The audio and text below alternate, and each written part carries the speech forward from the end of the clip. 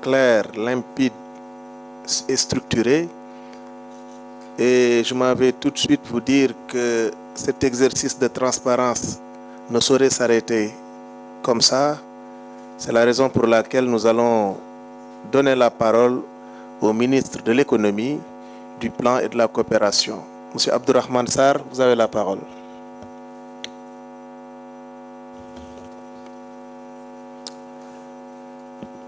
Alors, je vous remercie, Monsieur le ministre. Mesdames, Messieurs les représentants des médias, chers compatriotes, Mesdames et Messieurs, comme mon collègue ministre des Finances et du Budget vient de le dire, le Sénégal s'est engagé dans une ère nouvelle de transparence et de vérité, car rien de durable ne peut se construire dans le mensonge. Nous étions ici, il y a quelques mois, pour vous faire l'économie du rapport de l'Inspection générale des finances que le ministre des Finances et du Budget avait commandité par la volonté du chef de l'État et du Premier ministre de redresser le pays à partir de la vérité. L'audit de la Cour des comptes a confirmé ce qui avait été dit avec une ampleur plus grande sur les déficits et donc sur la dette qui a été accumulée ces dernières années. Cette dette était à 99,7% du PIB à fin 2023. Beaucoup de dépenses ont été engagées en dehors des circuits budgétaires normaux et sans autorisation parlementaire. Ceci a été rendu facile par des pratiques budgétaires qui consistaient, d'une part, à effectuer des transferts budgétaires dans des comptes de dépôt de l'État afin de pouvoir effectuer des dépenses supplémentaires non autorisées et pouvoir assurer le service de la dette cachée, contractée sans autorisation parlementaire.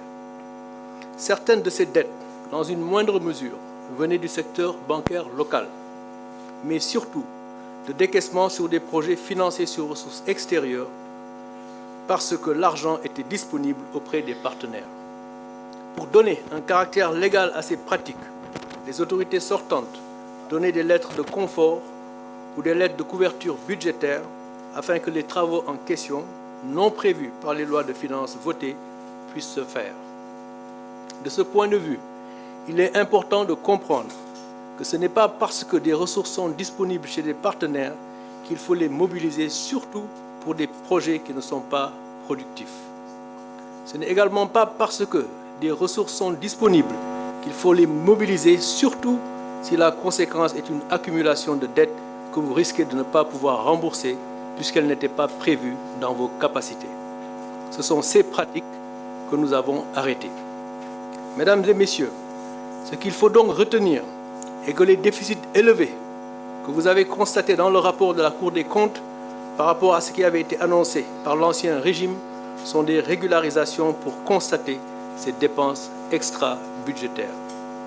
Ces mêmes régularisations se sont poursuivies en 2024 et c'est pourquoi le déficit de l'année 2024 est également élevé, mais il s'agit en bonne partie de régularisation pour payer des travaux qui ont déjà été exécutés et qui étaient en cours ou qui étaient en cours d'exécution à notre arrivée et qui ne pouvaient donc s'arrêter immédiatement. Il y va de même du déficit budgétaire de 2025 qui est projeté à 7,1% du PIB. Ce déficit sera ramené à 3% du PIB dans un horizon raisonnable, de telle sorte à réduire également la dette à 70% du PIB, comme demandé par les critères de convergence de l'UEMOA, également dans un horizon raisonnable. Les projets qui seront inclus dorénavant dans le budget seront strictement ceux alignés à la vision 2050 et compatibles avec les lois de finances. Ce message que je viens de livrer est important et mérite répétition. Le travail qui a été fait est un travail de régularisation pour pouvoir constater l'origine du stock de la dette que nous constatons aujourd'hui et qui ne souffre pas d'équivoque chez les banques et chez les partenaires du Sénégal. Une fois cet état de fait compris, c'est-à-dire la connaissance du stock réel de la dette, qui est de 99,7% du PIB en 2023, quelle va être la trajectoire à l'horizon 2029-2035? La dette sera ramenée à 70% du PIB dans un horizon raisonnable, comme je viens de le dire. Elle sera donc sur une trajectoire baissière, nous ramènerons le déficit budgétaire à 3% du PIB dans un horizon raisonnable, de telle sorte que cette trajectoire de la dette soit descendante. À nos partenaires, je voudrais dire que cette trajectoire est crédible, car le déficit est déjà presque à ce niveau. Ensuite, la croissance sera forte avec une croissance en moyenne de 6,5%. Elle est déjà au-delà grâce à la production de pétrole et de gaz qui vient de démarrer, confortant la trajectoire de réduction de la dette sur la période 2025-2029 à venir. La dernière analyse conjointe de viabilité de la dette du Sénégal réalisée par le FMI et la Banque mondiale en juin 2023 avait maintenu le Sénégal à un risque de surendettement modéré. L'analyse de la viabilité de la dette réalisée par mon département révèle que la dette du Sénégal est toujours soutenable. Même si le ratio d'endettement a fortement progressé, l'ajustement budgétaire que nous avons entamé devrait aider à stabiliser cette dette à moyen terme. Nous avons une bonne structure de la dette, il est important également de le dire. Son coût moyen reste inférieur au taux de croissance de l'économie. Le taux d'intérêt moyen de la dette de 4,6%, alors que le taux de croissance, lui, il est projeté à moyenne de 6,5%, donc bien au-dessus du coût de notre dette. Et c'est la raison pour laquelle la dette sera sur une trajectoire descendante. La nouvelle stratégie d'endettement que nous avons élaborée devrait aider à réduire considérablement l'exposition du portefeuille d'endettement de dette en devises et à améliorer la viabilité de cette même dette. Nous allons attirer les non-résidents sur notre marché en monnaie locale afin d'approfondir notre marché en collaboration avec la Banque centrale dans un environnement de stabilité macroéconomique. Enfin, les résultats de l'audit devraient permettre, comme l'a dit mon collègue, une nouvelle orientation en matière d'endettement avec la fonctionnalisation du Comité national de la dette qui existe déjà et qui a des procédures tout à fait appropriées dont on a fait fi ces dernières années. Si les procédures du Comité national de la dette étaient suivies comme prévu, nous ne serions pas dans la situation dans laquelle nous sommes et ce comité sera donc actionné et fonctionnera tel que prévu. Le ministre des Finances et du Budget s'assurera également, comme il vient de le dire, que le front office de la gestion de la dette sera unifié avec un back office dans une seule entité, il vient de le dire dans ses propos. Le ministère de l'économie, du plan et de la coopération s'occupera de ce qui est communément appelé middle office, qui élabore la stratégie d'endettement en ligne avec le cadre macroéconomique et la viabilité de la dette et maturera tous les projets proposés au budget. De ce fait, les manuels de procédure que nous avons déjà et qui sont en ligne avec les standards internationaux seront donc totalement exécutés.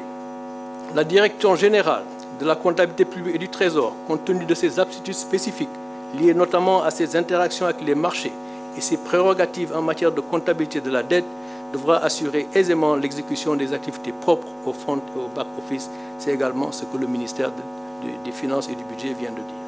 La Direction générale de la planification et des politiques économiques s'occupera du middle office, c'est-à-dire l'élaboration des stratégies d'endettement compatibles avec le cadrage macroéconomique. La Banque centrale, elle, sera consultée par les différentes fonctions de gestion de la dette. En ce qui concerne la vision Sénégal 2050 et la mise en œuvre de nos projets, le Premier ministre vient de finaliser un processus de sélection des priorités et les ministères vont finaliser leurs lettres de politique sectorielle d'ici la fin du mois de février pour un alignement parfait. L'avenir sera ce que nous en ferons comme Sénégalais. Si nous mobilisons nos ressources internes par la contribution de tous en échange de biens et services publics de qualité, la vision 2050 se réalisera. Un Sénégal souverain, juste et prospère, dans des valeurs fortes, par des territoires viables et compétitifs, base d'une économie endogène mais ouverte sur le monde. Je vous remercie. Merci beaucoup, Monsieur le ministre. À la suite des ministres en charge des finances et de l'économie, il ne reste logiquement qu'au ministre de la Justice, garde des Sceaux, de nous entretenir justement des conséquences de tout ce que nous sommes en train de vivre. Monsieur, chers collègues, vous avez la parole.